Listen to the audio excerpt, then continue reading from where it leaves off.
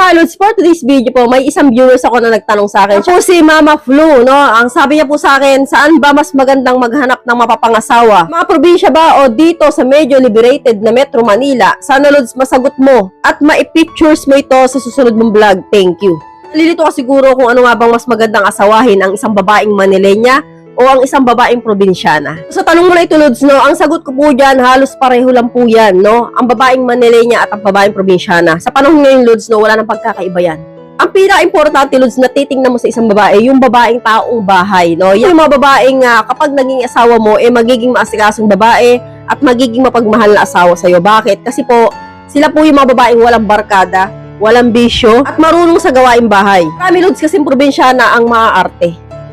So, maraming probinsyana ang hindi kumakain ng gulay. Marami rin probinsyana na bayaran. So, sa madaling salita, yung mga pick-up girls. At marami rin probinsyana na tamad. At marami rin Manilenya na simple at madiskarte. So, hindi po ibig sabihin na probinsyana, simple na yan at hindi ka nalulukuhin. Kasi paniniwala po natin sa isang probinsyana, no, real talk po tayo, no. Kapag sinabi po natin probinsyana ang isang babae, anga-anga yan. Diba? Walang alam, baga ignorante. So, ibig sabihin, isipin ninyo kayo mga lalaki, ay wala pa masyado experience to.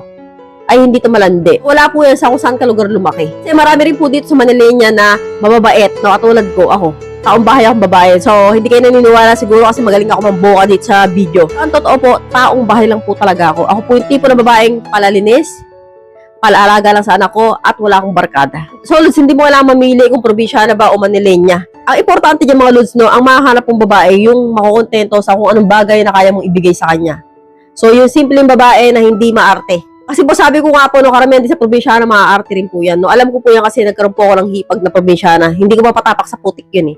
So ako naman po na laking Manila, no, mapapatapak mo sa putik, no, kahit na maligo sa putik, okay lang. Pero yung hipag ko na yun, nako, hindi ko makain halos ng gulay. Tapos, hindi to patapak sa putikan yun.